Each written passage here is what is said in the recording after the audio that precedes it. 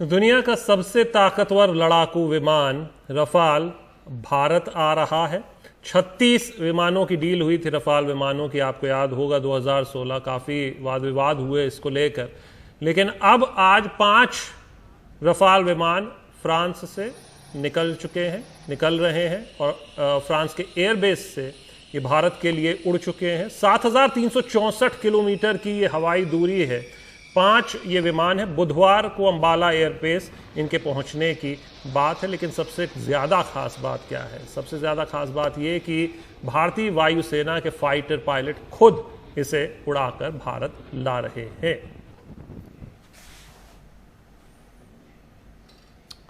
और हमारे साथी राजीव रंजन है। राजीव, बताएं कैसे आएंगे ये विमान, कैसे उड़ के आएंगे, रास्ते में कहाँ कहाँ रुकेंगे? देखिए, अभी तक का जो प्लानिंग है उसके मुताबिक एयरफोर्स के पायलट जिन्होंने बाकायदा रफाल की ट्रेनिंग ली है, फ्लाइंग ट्रेनिंग ली है, वो सीधे आएंगे और एयर टू एयर रिफ्यूलर का भी इस्तेमाल होगा। और अभी तक की जानकारी के मुताबिक 29 जुलाई को ये अंबाला में लैंड करेगा और उसके बाद मिड अगस्त के आसपास जो है औपचारिक तौर पर इसे भारतीय वायुसेना में शामिल कर लिया जाएगा। और शुरुआती जो जानकारी मिल पा रही है उसके मुताबिक रफाल को जो है लद्दाख में चीन से लगी सीमा पर तैनात किया जाएगा। जो चीन के साथ तनातनी जो चल रही है उसको देखते हुए काफी अहम हो जाता है। और सबसे अहम बात की रफाल एक लिहाज से कह सकते हैं कि गेम चेंजर एयरक्राफ्ट है। मतलब इसके टक्कर का पूरे एशिया में कोई लड़ाकू विमान नहीं है। और जिस तरह से हाल के दिनों में इराक की बात करें, अफगानिस्तान की बात करें, जिस तरह से लड़ाई के दौरान देखा गया, तो वायुसेना का रोल बहुत ज्यादा अहम हो जाता है। यानी किसी भी हालात में, किसी भी वक्त में अगर किसी भी देश के साथ अगर लड़ाई होती है, कुछ ऐसे हालात बनते हैं। जी राजीव, एक छोटा सा बस सवाल आपसे यही कि आपने कहा कि ये काफी गेम चेंजर साबित होगा। क्या कुछ इसकी स्पेसिफिकेशंस के किस तरीके से ये ताकत में इजाफा करेगा भारत के? क्योंकि एक बात ये भी सामने आ रही है कि इनको तैनात किया जाएगा भारत चीन सीमा पर विवाद के चलते वहां पर। देखिए, बहुत सारी चीजें हैं जो कई सारे मेट्रो मिसाइल है और सबसे बड़ी बात है कि हर तरह के रोल के लिए फिट है। यानी जहां आपको बचाव कर सकता है वहां आपको हमला भी कर सकता है। इस तरह के एयरक्राफ्ट जो की बात करें, मिसाइल की बात करें, बॉम्ब की बात करें, तो कहीं और नहीं है। कई सारी चीजें इसमें ऐसी खूबियां हैं जो भारत के जरूरत के मुताबिक इसमें इंडक्ट किया गया है। लेकिन चूंकि वो कह सकते हैं कि जानकारी की वजह से, खुफिया जानकारी की वजह से उसका खुलासा नहीं किया गया जो हमारी जरूरत है। एक बहुत बड़ा गेम चेंजर है। सबसे बड़ी बात है कि इस तरह का एयरक्राफ्ट जो है भारतीय वायुसेना के पास, भारतीय वायुसेना का पूरे एशिया में नहीं है। और सबसे बड़ी बात की भारतीय वायुसेना लगातार पुराने उनके एयरक्राफ्ट पड़ चुके हैं, ताकत उसकी कम होती जा रही है। तो इसके आने से एक भारतीय वायुसेना के ताकत में बहुत ज्यादा इजाफा होगा।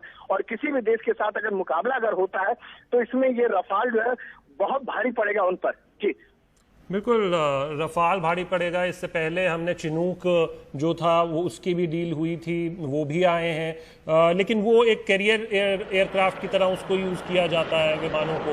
ये फाइटर विमान है, तो ये किसी भी तरीके का अगर कोई दिक्कत होती है या किसी ये ताज़ा तस्वीरें पहले हम आपको दिखा देते हैं। ये रफाल विमान ने उड़ान भर ली है फ्रांस से 7,364 जो कि किलोमीटर हम बता रहे हैं, उतना ये फासला तय करके भारत पहुंचेंगे। 5 विमान अभी फिलहाल आ रहे हैं। 36 विमानों की 2016 में आपको बता दें डील हुई थी फ्रांस के साथ और उनमें से ये 5 विमान अब आ रहे हैं भारत।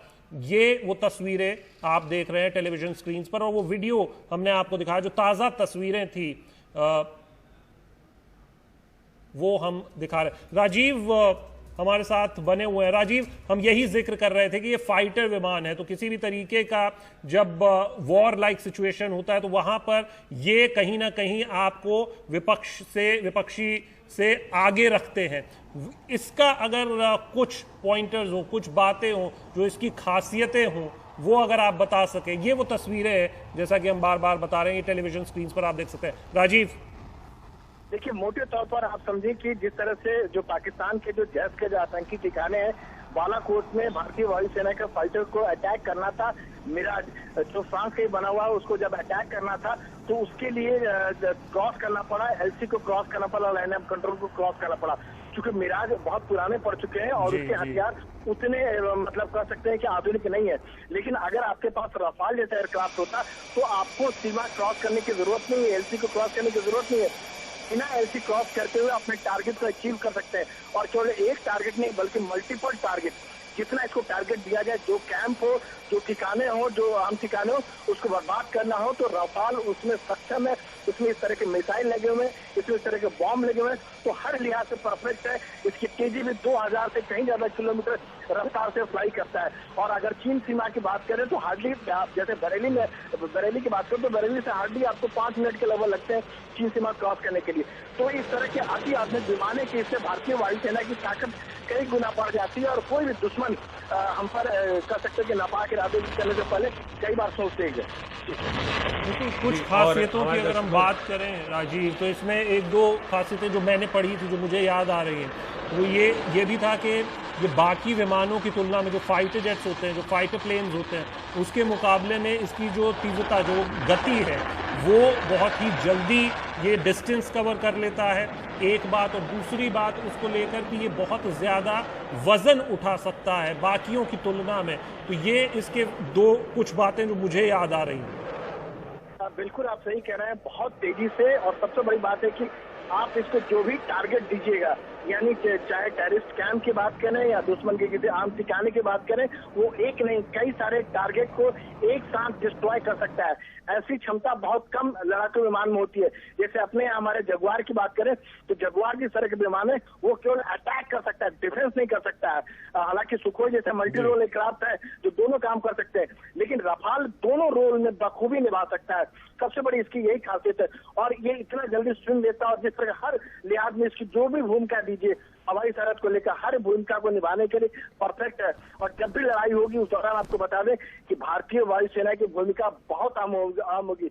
1962 में जब लड़ाई हुआ था तो भारतीय वायुसेना को आज इस बात का कर सकते हैं कि कसक है कि उस लड़ाई में वायुसेना का इस्तेमाल नहीं हुआ था।